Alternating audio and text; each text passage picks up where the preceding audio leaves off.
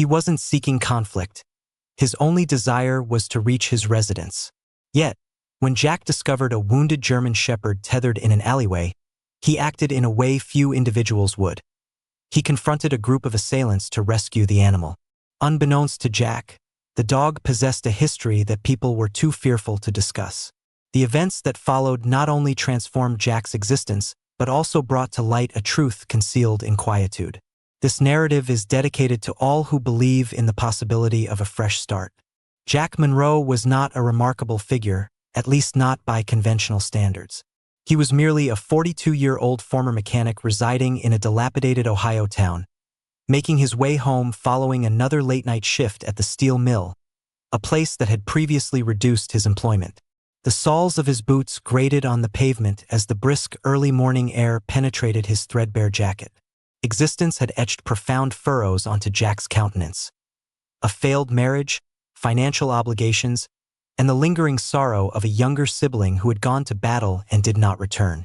However, what Jack had not anticipated that morning, while traversing the overpass adjacent to an old rail yard, was a noise that broke the prevailing quiet. A bark? No, it was more than a simple bark, something more urgent, akin to a creature struggling for its very being. Compelled by the sound, Jack proceeded towards a confined alley situated behind a shuttered liquor establishment, where graffiti marred the brick surfaces. The barking ceased suddenly. Then he perceived it. A German shepherd secured by a chain to a corroded refuse container. Blood oozed from its ear. Its ribcage protruded, resembling fractured bones in a depiction of agony. The dog emitted no growl, nor did it recoil. It simply gazed with unsettling eyes that bore witness to an excess of hardship. Yet Jack was not by himself. 3 individuals were present, chortling and striking the dog as if it were a source of amusement. One declared, "This cur nipped my sibling. Now it gets a lesson." They had not foreseen resistance, particularly not from a weary man with hands stained by grease. But Jack acted without pause. Swiftly, punches were exchanged. He brought down the closest assailant, seized a broken piece of pipe from the ground, and wielded it. The sharp metallic impact on bone resounded in the alley. One ruffian cried out. Another attempted to draw a blade. Jack paid no heed. He absorbed impacts to his ribs, blood seeping from his lip, yet his sole focus was the dog. Somehow, in the midst of the turmoil, the men retreated. They were unaccustomed to someone defending a creature unable to defend itself. As they vanished into the dimness, one shouted, "You'll rue this, old fellow." Jack slumped beside the canine, expelling coughs, his blood mingling with the grime on his attire. The shepherd remained motionless. No bark, no growl, only a quiver. Jack extended his hand deliberately, palm upward. "Hey," he murmured. "It's finished. I have you now." The dog neither licked his hand nor nestled closer. It merely gazed, not from fright, but from a more profound sentiment. Jack identified it. The identical void that had pursued him for years, ever since that neatly folded American flag was presented to him at his brother's committal service. He released the chain, enveloped the dog in his flannel garment, and rose. His knees gave way beneath the burden, not due to the dog's mass, but from the oppressive atmosphere. No one emerged to offer aid. No illuminations were activated, only the sound of his own respiration and the faint throb of the dog's heart against his chest. Jack proceeded homeward in quietude, both of them moving with a limp. He was unaware of the dog's name. He was ignorant of its history, yet an intuition stemming from its gaze indicated this was no ordinary stray. This was a survivor, and survivors possess narratives that do not diminish with the passage of time. They smolder. Jack had just become involved in something far more significant than he comprehended. Something interred, something never intended for discovery. And by some means, that dog, mute, damaged, scarcely respiring, had been anticipating someone to acknowledge him, not to caress him, not to save him, but to bear witness to the reality he bore like a permanent mark. When Jack finally reached his dwelling, the initial gleam of sunlight was creeping above the housetops, projecting elongated, weary shadows over the tranquil street. His residence was modest, an old garage converted into an apartment that carried a faint scent of petrol and stale coffee, yet it offered shelter and belonged to him. He gently lowered the German Shepherd onto a covering he had placed near the heating unit, his own hands still seeping blood from where shattered glass had grazed his knuckles. The dog, persistently quiet, simply rested there. No whimper, no snarl, no startle. Only respiration, shallow, regulated, almost as if it had long since mastered the art of remaining silent unless entirely necessary.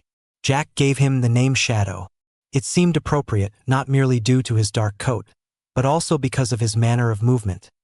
Noiseless, observant, consistently a short distance behind, as though uncertain of his entitlement to be present in the brightness. Jack, accustomed to repairing engines and evading his own sorrow, now discovered he was acquiring the skill of cleansing injuries with unsteady hands. Shadow offered no opposition.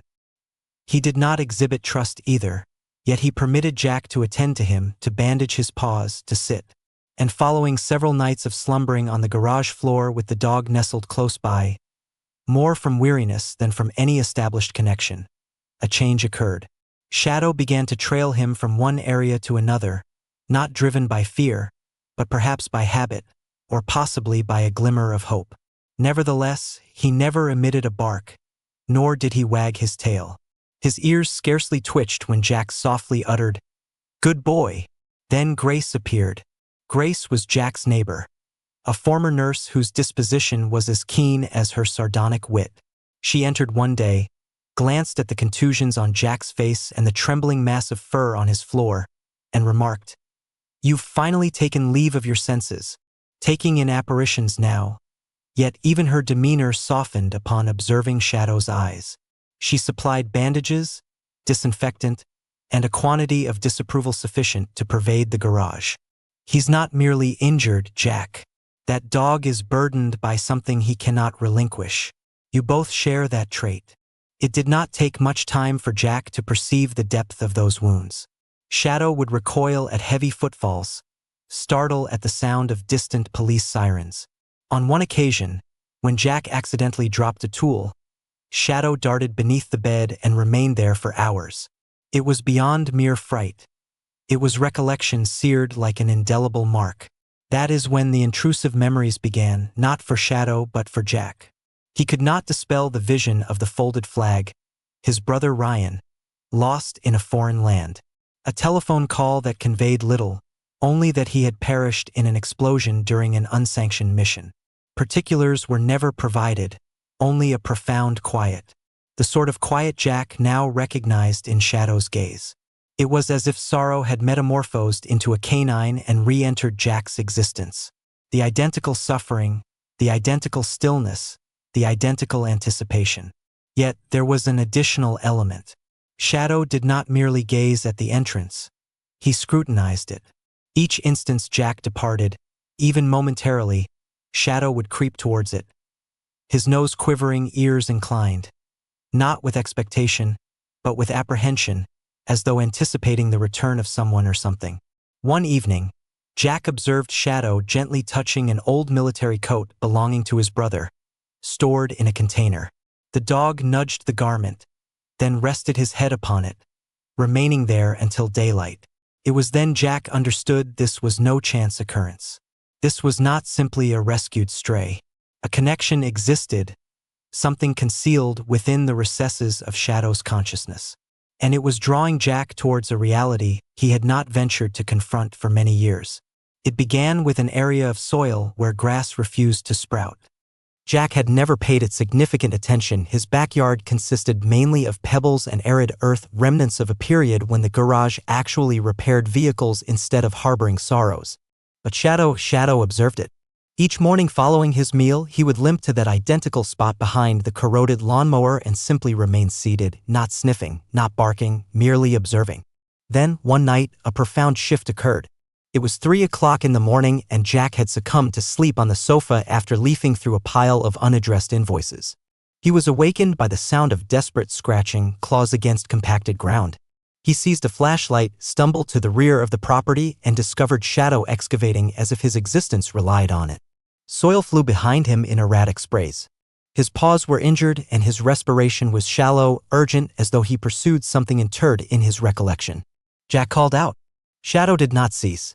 Not until his paw made contact with a hard, metallic object. Initially, Jack presumed it was merely refuse. This location had consistently attracted discarded items. However, when he reached down and extracted it, he became motionless. It was a collar, scorched, misshapen, partially molten from intense heat. The identification tag was tenuously attached to the ring. And etched into the blackened brass, almost unreadable, were 3 letters and 4 digits, RK0713.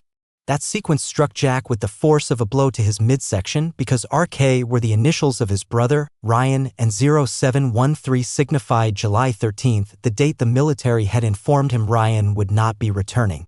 His hands quivered. Shadow remained still. He simply sat there, breathing heavily, gazing at Jack as if anticipating the moment of understanding. The following day, Grace arrived with a warm meal and her customary criticisms regarding Jack's domestic upkeep. Yet, upon seeing the collar, her complexion paled noticeably. You must speak with someone, she asserted. This is no longer merely a tale of rescue. That very afternoon, she acquainted him with Carter, an acquaintance from her congregation who was employed part-time at the nearby animal shelter. Carter had scarcely entered the garage when his gaze met Shadow's.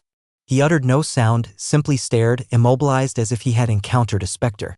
When Jack inquired if he knew the dog, Carter nodded deliberately and murmured that the dog was connected to a dossier, a matter they were forbidden to discuss. That file was classified, and it ought to have remained so. Jack urged him for more information, but Carter retreated from the dwelling as if he had come into contact with something hazardous. Do not delve too profoundly, he cautioned. Certain matters were never intended for discovery. However, that was not Jack's method of operation, not any longer. That evening, Jack positioned himself on the floor next to Shadow, grasping the collar in one hand and a photograph of Ryan in the other. The dog gazed at the image, his nose quivering. And for the initial occasion since Jack had brought him to his home, Shadow emitted a sound, not a growl, not a bark, but a subdued, sorrowful whimper as if something within him had fractured. This was not solely trauma, this was not solely fear. This was recollection. And the more Jack examined the indications, Ryan's initials, the corresponding date, the mark on Shadow's leg that strongly resembled an injury from shrapnel, the more it all converged on a single, improbable inquiry. Could this be the identical dog from Ryan's final mission? He did not rest that night. How could he? Shadow had returned from a bleak experience, something no one wished to discuss. And now, whatever that entailed, it was closing in. Jack had not anticipated Carter's reappearance. Truthfully, following the man's departure, pale, shaken, and evidently frightened, it seemed like one of those peculiar, isolated incidents people attribute to destiny and attempt not to dwell on. Yet, 3 days thereafter, just as the sun was setting, Carter rapped on Jack's door once more. He declined coffee. He did not wish to be seated. He did not even completely enter the premises. He simply remained there, one hand tightly gripping a tattered manila envelope, and stated, "Whatever you believe this to be, cease. Allow it to rest." Jack blinked. What is this truly concerning? Carter paused, glancing over his shoulder as if someone might be observing. Then he murmured, military contractors were implicated. Not formal military personnel, but private operatives, financed by the government. Shadow was involved in something they wished to keep concealed. Canines like him, they received specialized training for experiences no dog ought to have witnessed. Then, as though that admission seared his throat, Carter let the folder fall onto the porch and departed without further comment. Jack opened it with unsteady hands. However, every page was obscured, censored until it was merely a collection of ink and exasperation. A single photograph slid free. Shadow, more youthful, positioned beside a man resembling Ryan, yet with a stockier frame and a vacant gaze. No date, no inscription, only evidence. That evening, events began to spiral. Jack's sleep had been disturbed. Unease can have that effect on a person. Yet, even in a state of semi-consciousness, he sensed it. A change in the atmosphere, a subdued growl, followed by the shattering of glass.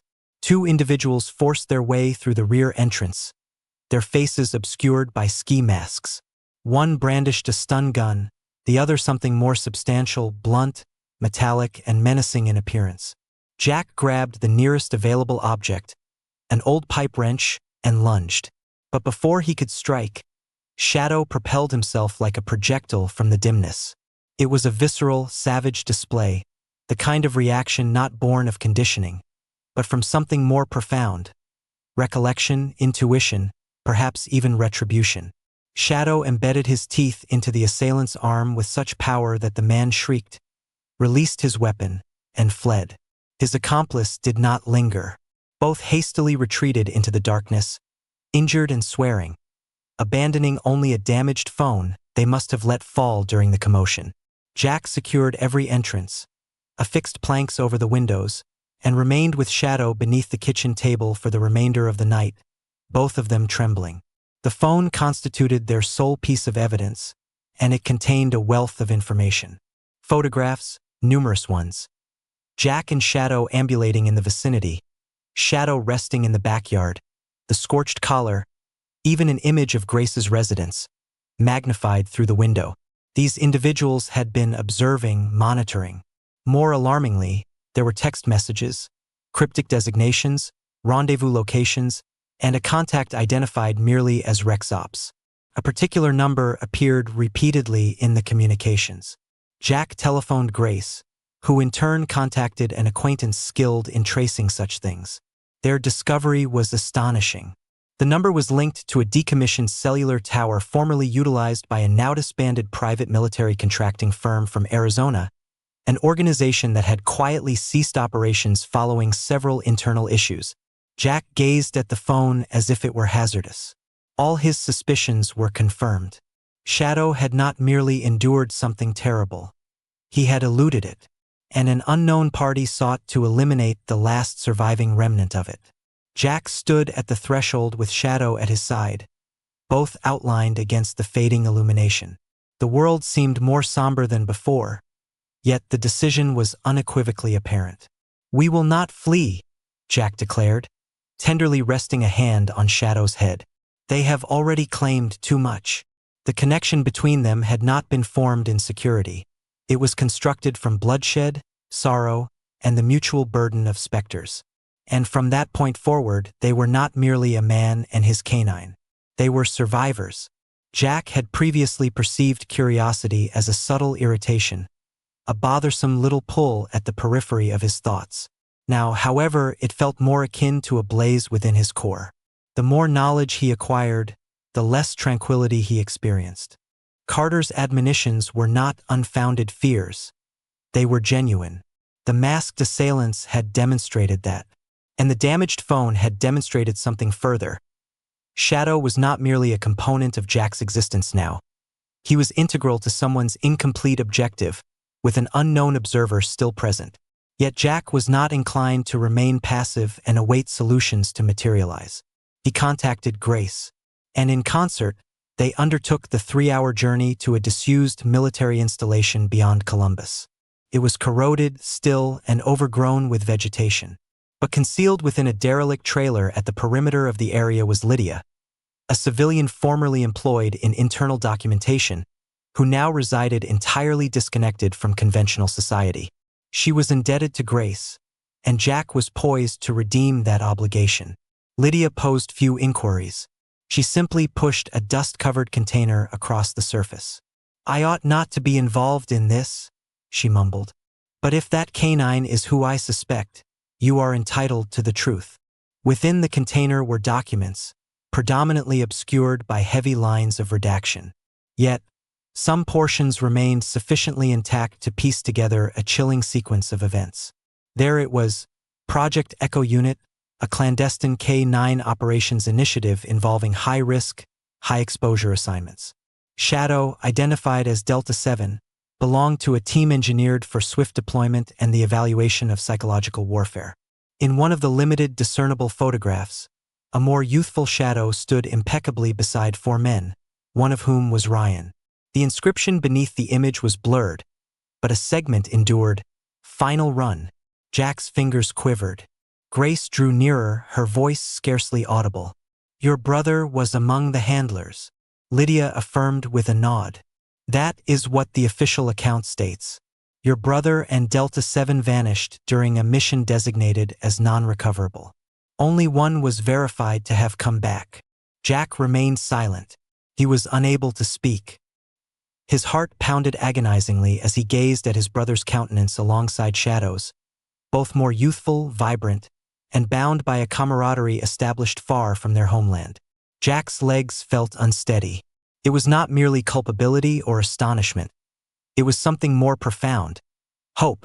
Because if Ryan's final action involved that dog, if he had rescued him, conditioned him to return, then perhaps Shadow's arrival in that alley was not accidental. Perhaps he was still engaged in fulfilling an objective. They journeyed homeward in quietude. Jack held the file as if it were a means of survival, but tranquility was never a component of this undertaking. As they entered the driveway, smoke billowed above the rooftop. Grace's backyard shed, where she had kept her records and duplicate copies, was ablaze. Flames reached towards the heavens, and residents stood powerlessly on their verandas. The fire brigade was summoned, but by the time the water hoses were activated, it was already too late. The entire edifice caved in on itself, emitting hissing and creaking sounds. The official inquiry attributed it to defective electrical systems. Jack identified it for what it truly was, a communication. Within the debris, amidst molten plastic and cinders, they discovered nothing of value. No documents, no duplicates, no evidence. Later that evening, Jack sat in his garage, gazing at the single photograph he still possessed. Ryan positioned beside a young Shadow, both near a charred Humvee in the background. Jack's respiration hitched because for the initial time, he observed something peculiar in the distance. A second dog with identical markings and an equally vigilant stance, but its eyes were shut and its handler's face was indistinct. A chance occurrence, perhaps? Yet Jack no longer subscribed to coincidences. As he extended his hand to stroke Shadow, the dog emitted a gentle whimper. Not of fear, not of pain, but a sound saturated with recollection. Jack murmured, "What did they inflict upon you and upon him?" And in his innermost thoughts he was already aware. The conflagration was merely the prelude. Jack found sleep elusive. Not following the shed conflagration. Not after examining the file. Not after observing Shadow's gaze wander towards the rear of the yard as if pursuing something solely existent in memory. Certain elements were inconsistent, and the fragments of information he possessed were beginning to buckle under their own significance. Grace was unsettled. Lydia was frightened. And Jack was more certain than ever that the truth would not present itself courteously at his doorstep. He would have to extract it forcibly if necessary. The subsequent morning he commenced with the equipment, not armaments, for which he had no purpose. He referred to military equipment, the type Ryan had formerly worn, the type to which Shadow had once been conditioned to react. He had retained Ryan's duffel bag throughout the years, concealed in the attic beneath fractured bicycle components and antiquated tools. He had not unfastened it since the committal service. Its interior exuded an aroma of dust and stale perspiration. The insignia was still within, as was the dog harness labeled D7. When Jack displayed it, Shadow became rigid not from fear, but from recognition. Jack carefully positioned the harness on the garage floor alongside Ryan's boots and a few tattered fragments of a uniform. Then he introduced sound. He played a continuous recording of remote sirens, helicopter rotors, and indistinct voices acquired from a military simulation website which filled the space like interference. Jack incorporated the scent of engine lubricant and ignited several sulfur matches. These elements, individually insignificant, collectively imbued the atmosphere with the quality of a combat zone. Initially, Shadow sought refuge beneath the workbench, his ears lowered, but an unseen force drew him out gradually as if his limbs responded to an external directive. He neared the harness, investigated the boots with his nose, then pivoted abruptly and darted out of the garage entrance, directly towards the backyard. Jack pursued, his heart racing. He discovered Shadow once more tearing at the ground, the identical location, the same area where vegetation failed to thrive. This time, however, the dog was frenzied, excavating with a meticulousness that implied he was not merely recalling, but accessing something concealed. Jack knelt and assisted. In a matter of minutes, they encountered a firm object.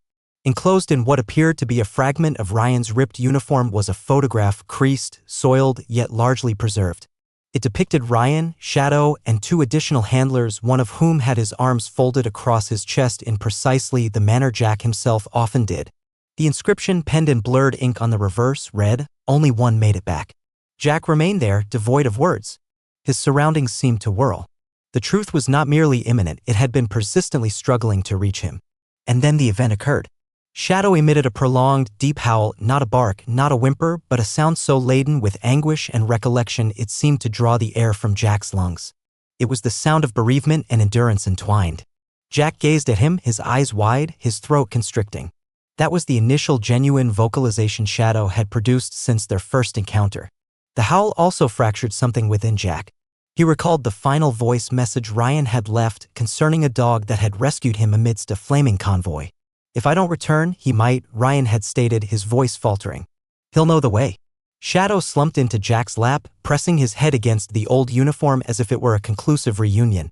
And Jack finally relinquished, not the dog, but the sorrow, the remorse, the burden of a lost sibling and an unarticulated pledge, because now it had been fulfilled on his behalf. The evening transpired peacefully. Jack and Shadow remained beneath the celestial canopy, side by side, enveloped by soil and recollection. Then a subtle occurrence took place. Shadow's tail moved a single time, a slow, weighty thud upon the ground. It was more than mere motion, it was a solemn promise. Shadow had reached his destination. And now, united, they would complete what Ryan had initiated. Jack did not rest that night, he was unable to. Each creak from the aged walls, every gentle exhalation from Shadow's reposing form beside the sofa felt like a prelude to an unavoidable event. And perhaps it was. The past was no longer merely a specter, it was now a tempest gathering above them. One final connection remained to be explored, one individual who might possess the ultimate fragment of the puzzle, Colton Mercer, Ryan's erstwhile intelligence liaison, a name Jack had not uttered in many years. Colton was elusive in most spheres.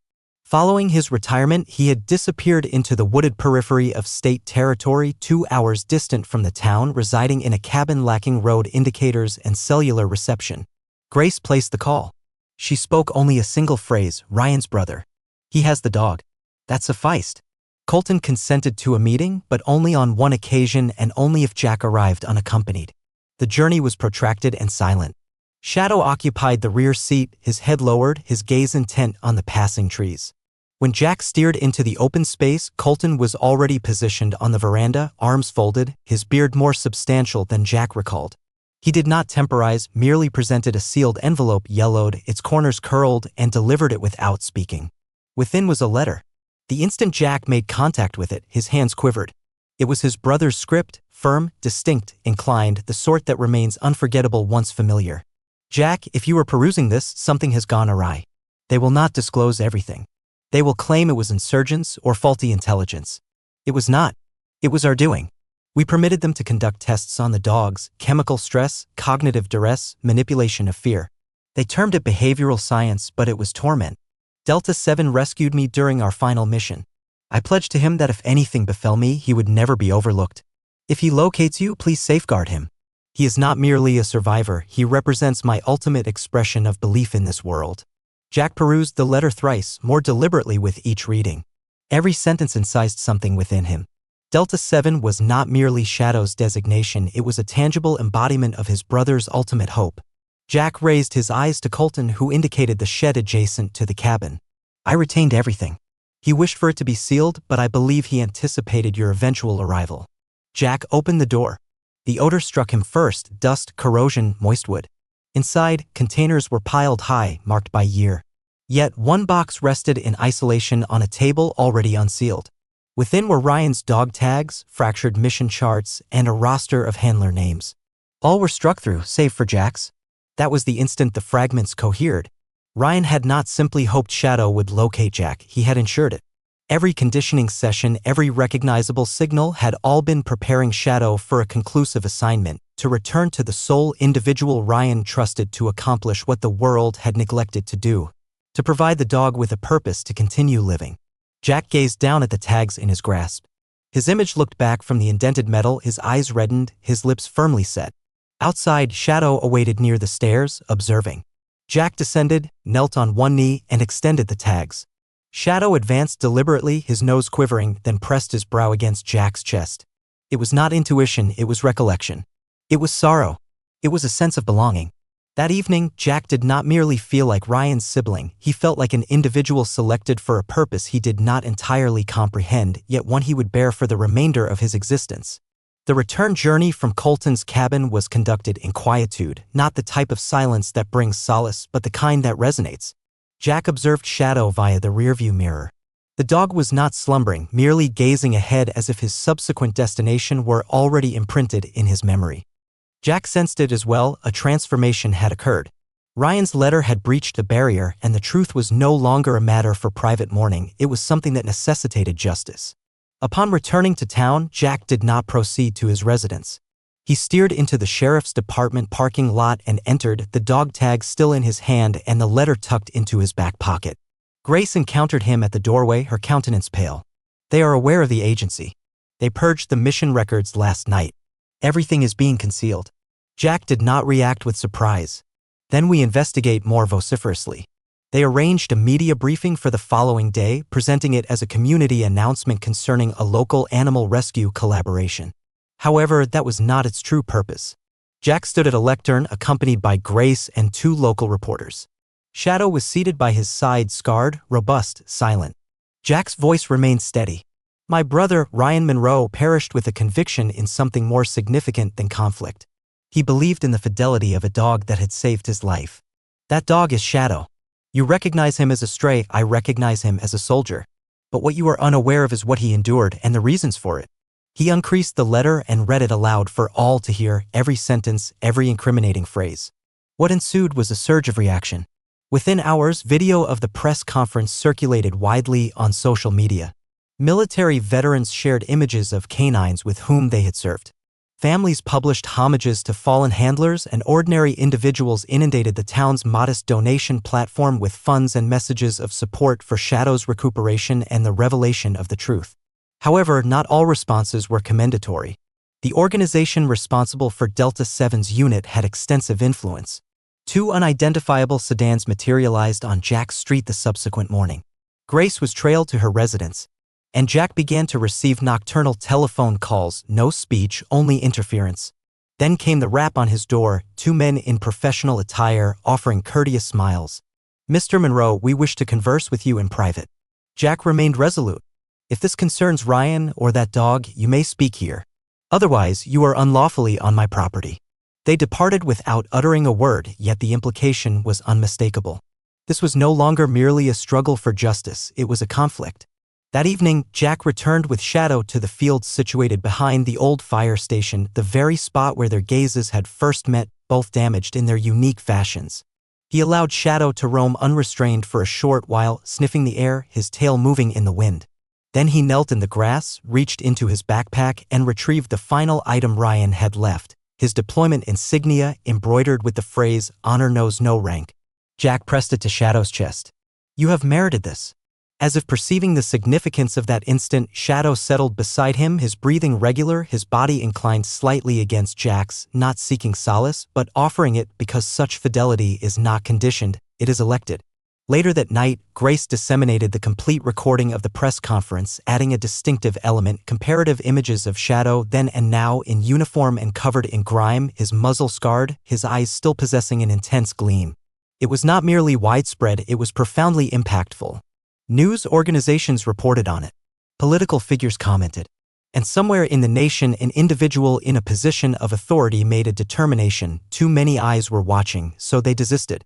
No further raps on the door, no more sedans, only quietude and a legislative proposal discreetly presented to Congress 6 weeks thereafter, intended to safeguard retired K-9 units and prohibit experimental procedures on dogs in active service. Jack was indifferent to the recognition. He never published a single word, but he kept the letter framed in his corridor. And each time he passed it, Shadow accompanied him. Step for step, not due to a command, but because a man had once defended a dog against assailants, and the dog had never forgotten.